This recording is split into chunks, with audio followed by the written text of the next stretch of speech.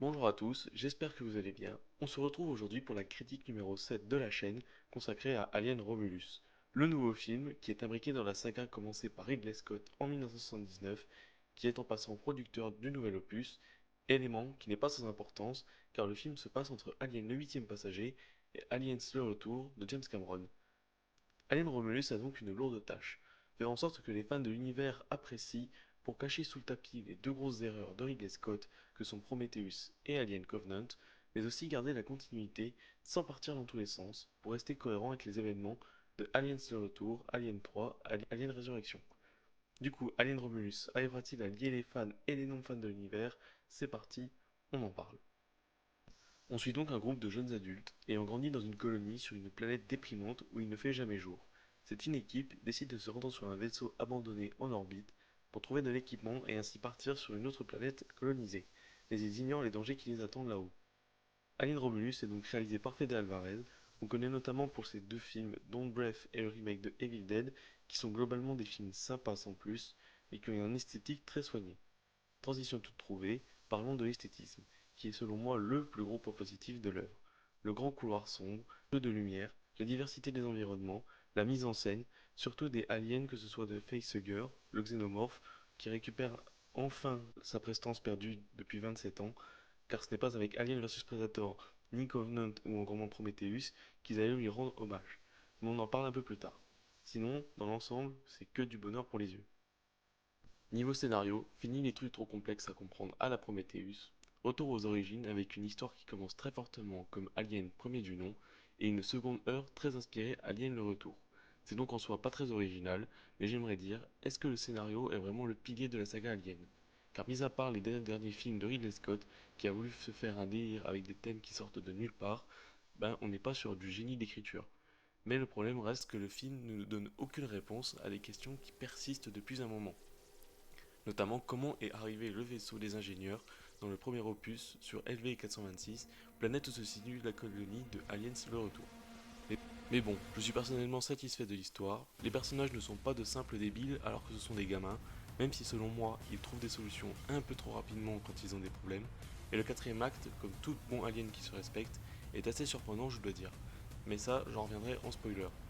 Pour l'acting, je l'ai trouvé correct, sans grande fulgurance, à l'exception de Johnson, qui joue son premier grand rôle au cinéma dans la peau d'un androïde très convaincant, facilement au niveau de Michael Fassbender dans le rôle de David. Après avoir joué dans Priscilla et Civil War cette année, la reine Kate Speny étoffe encore plus sa palette de 2024 avec le rôle d'une femme badass des années 80, niveau de Sigourney Weaver ou d'une Linda Hamilton. Un excellent début de carrière qui me hâte de continuer à suivre les prochaines années. Pour revenir à la technique, j'aimerais qu'on parle un petit peu des VFX du film qui sont globalement très bien faits, chose qu'on n'a plus l'habitude aujourd'hui. Je pourrais en effet donner le bémol d'un deepfake qui est vraiment pas terrible, même si je trouve que tout le monde en fait des tonnes pour rien. Mais bon, il faut se dire que Fede Alvarez fait la bonne technique en utilisant majoritairement des effets pratiques, que ce soit des costumes pour les xénomorphes ou des animatronics pour les facehuggers. Tu comprends un peu mieux la qualité du jeu des acteurs car ils avaient vraiment en face d'eux les créatures, pas une douille numérique en plein jour.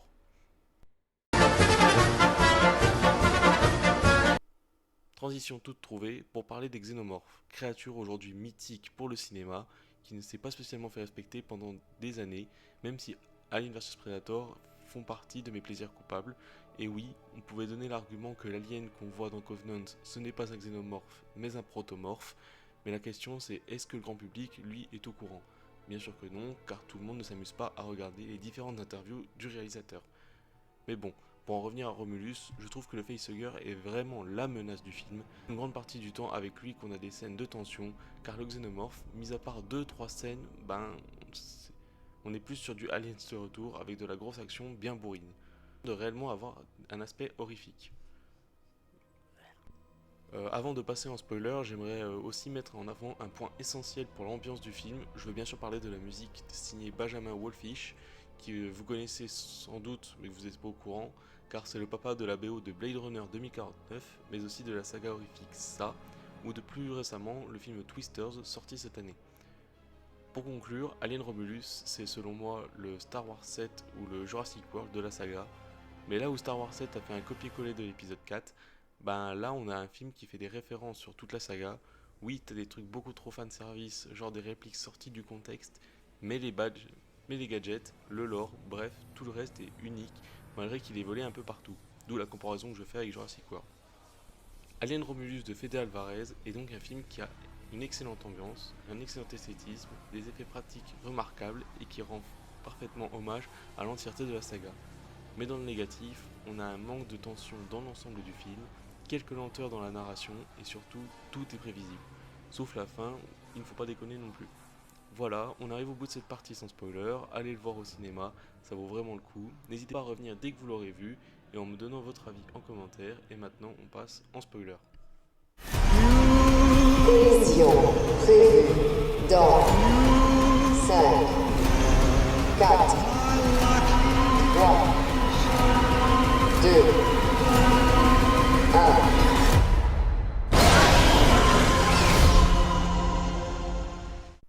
Je vais revenir sur quelques scènes rapidement, à commencer par la scène dans la salle close avec le facehugger. C'est le seul moment que je trouve où on a un semblant de stress. Et encore, quand on sait qu'avec la bande-annonce, ben, c'est la femme au crâne rasé qui passe, mais bon, à la limite ce n'est pas grave. Ensuite, j'aimerais qu'on parle de l'ultra instinct de Rain.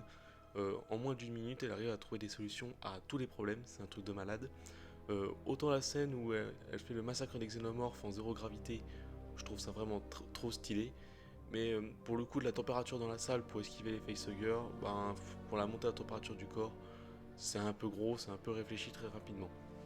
Mais sinon, on a Andy qui passe de grosses victimes de service à John Wick qui chope des facehuggers à la main avec zéro pression, où il te fait des sauts de 15 mètres de haut pour éclater des xénomorphes avec bon, un développement avec un dilemme entre Rain et l'autre androïde du même modèle que Ash. D'ailleurs, c'est là qu'on a le petit caméo. D'ailleurs, oui, le deepfake est vraiment moyen, mais bon, on n'est pas non plus sur des purges à la The Flash ou à la Ant-Man 3. D'ailleurs, tant qu'on parle de nostalgie, parlons vite fait de l'introduction, et mon dieu, j'ai failli gueuler au milieu de la salle quand j'ai vu écrit Nostromo et que Land a tout bonnement récupéré le xénomorphe du premier Alien. Alors oui, c'est du gros fanservice, mais bordel, c'est beaucoup trop bien utilisé. Et en plus, ce titre qui s'affiche non pas sur l'alien, mais sur la météorite qui a pris la forme de l'alien. Bref, un truc de malade. En parlant du truc de malade, j'aimerais dire merci à Fede Alvarez d'avoir bien compris Prometheus et Covenant dans la continuité. Même si je présume que Ridley Scott était un peu derrière pour pousser l'idée, vu qu'il est producteur. Mais bon, grand retour au liquide noir, et décidément, on saura jamais à quoi il sert. Mais bon, on s'en fout. On a la femme enceinte qui décide de se l'injecter, et honnêtement, j'avais complètement oublié à la fin qu'elle était enceinte. Que je pensais qu'elle allait se transformer en sorte de xénomorphe efféminé, comme un peu dans les comics. Mais du coup, non, on a le droit à un truc que je m'attendais pas spécialement, donc à un accouchement assez violent. Même si en connaissant le réalisateur, je m'attendais à un truc beaucoup plus gore, notamment avec Evil Dead. Mais putain, elle accouche d'un xénomorphe humain, d'un xéno humain. Le truc est flippant de ouf. Il est bien réalisé pour le coup, pour une créature full numérique. Et bon, c'est vrai que c'est un peu décevant de nous faire un remake de la fin du premier volet. Mais on a quelques idées très sympathiques, notamment le conteneur rempli de sable qui permet de la difficulté de s'échapper, notamment en grimpant. Mais aussi, la très bonne idée, c'est de remplacer le lance-flamme de Helen Ripley avec un lance-glace pour Rain. Bon, on va aller savoir pourquoi, j'ai juste trouvé ça stylé sans plus. Bref, pour définitivement conclure, j'ai trop kiffé. Ça fait du bien de voir ce genre de film au cinéma. Trop hâte de voir l'avenir de l'univers, que ce soit dans les futurs films, mais surtout la série Alien Earth qui sort l'année prochaine sur Disney+. En attendant, on va espérer tomber sur un autre film de SF horrifique de qualité cette année. En attendant, merci d'avoir regardé la vidéo, vous connaissez la chanson, likez, abonnez-vous et dites-moi ce que vous en avez pensé en commentaire. En attendant, je vous dis à la prochaine.